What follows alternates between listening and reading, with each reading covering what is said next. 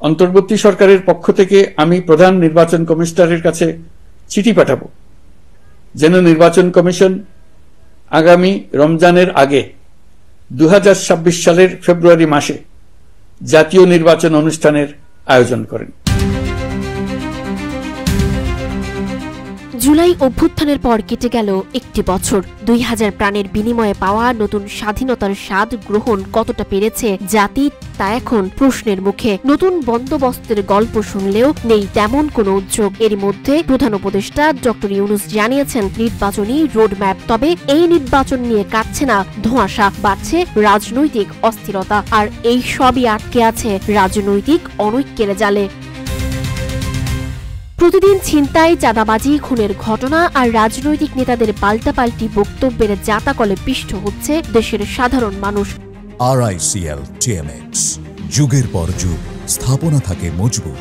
এসবের বিবেচনায় দেশের রাজনীতি দাঁড়িয়েছে এক কঠিন সমীকরণে। অভ্যুত্থানের মধ্য দিয়ে গঠিত নতুন রাজনৈতিক বাস্তবতায় যেখানে ঐক্যমত্য গড়ে তোলার কথা ছিল, সেখানে উল্টো বেড়েই চলেছে রাজনৈতিক দলগুলোর মাঝে নানা বিভেদ। প্রতিদিনের পাল্টাপাল্টি অবস্থান, শর্ত আর আলোচনার নামে ধামাচাপা পড়ছে নির্বাচন প্রসঙ্গ। বিশেষজ্ঞদের মতে একদিকে বিএনপি তাদের দলের নেতাকর্মীদের নিয়ন্ত্রণ ব্যর্থতায় দ্রুত নির্বাচনের মধ্য দিয়ে ক্ষমতা নিশ্চিত করে বাঁচতে চায়, অন্যদিকে জামায়াত প্রশাসনিক ও প্রাতিষ্ঠানিক অবস্থান বিএনপির দখলে চলে যাওয়ার আশঙ্কায় ঢুকছে। নিজেদের অবস্থান শক্ত করতে জুলাই সনদ বাস্তবায়ন ও আইনি ভিত্তি তৈরি করতে সরকারকে চাপ সৃষ্টি করার পাশাপাশি সময় দিতেও প্রস্তুত দলটি। এমনকি PR পদ্ধতি ছাড়া নির্বাচন বর্জনের কথাও বলছে তারা।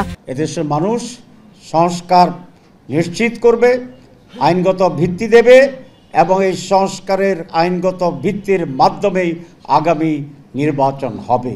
এদিকে জামায়াতের সাথে সুর মিলিয়ে নির্বাচন বিমুখী হয়ে দল গোছানোর পথে হাঁটছে এনসিপি। যেহেতু এখনো ঝুলে আছে তাদের দলের নিবন্ধন, নিশ্চিত হয়নি প্রতীক। এনসিপির প্রধান নাহিদ ইসলাম সহ দলের বেশ কয়েকজন প্রকাশ্য গণমাধ্যমে স্পষ্টই বলেছেন ফেব্রুয়ারিতে নির্বাচন নাও হতে পারে।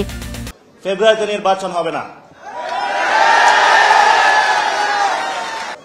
যদি ফেব্রুয়ারিতে নির্বাচন হয়, আমার যে ভাইয়েরা শহীদ হয়েছিল, রক্ত দিয়েছিল সংস্কারের জন্য, একটি নতুন সংবিধানের জন্য, তাহলে কবরে গিয়ে তার লাশটা ফেরত দিতে হবে এই সরকারকে।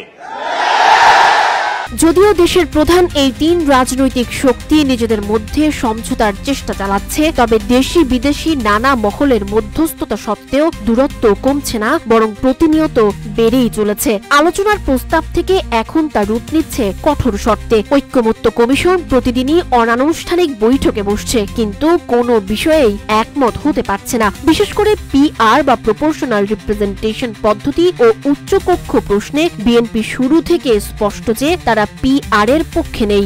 একটু ঘুরিয়ে একই সুর জামায়াত ও এনসিপির। তারা নির্বাচনের বিপক্ষে নয়, কিন্তু এক প্রকার শর্ত জুড়ে দিয়ে বলছে প্রস্তাবিত বিষয়ের সিদ্ধান্ত না হলে নির্বাচনে যাওয়া তাদের পক্ষে সম্ভব নয়। শুধু তাই নয়, গণভোট নিয়েও রয়েছে দলগুলোর মতবিরোধ। বিএনপি বলেছে গণভোট সংবিধানে নেই, ফলে এটি একটি অবাস্তব দাবি। জুলাই সনদের আইনি ভিত্তি নিয়েও রয়েছে মতানৈক্য। একমাত্র সংস্কার ও বিচার ব্যবস্থার বিষয়ে কিছুটা ঐক্যমত্য থাকলেও সময় নির্ধারণেও যে রয়েছে মতভেদ তা তো এখন একেবারেই স্পষ্ট। তবে রাজনৈতিক দলের এমন বিভেদ ভবিষ্যৎ বাংলাদেশের গণতান্ত্রিক চর্চায় বড় অন্তরায়, যা আগামী রাজনৈতিক পরিবেশকে ভয়ঙ্কর অন্ধকারের দিকে ঠেলে দিবে বলে মনে করছেন রাজনৈতিক বিশ্লেষকরা। সাজ্জিদ আফরিন, সোনিয়া, রূপালী, বাংলাদেশ।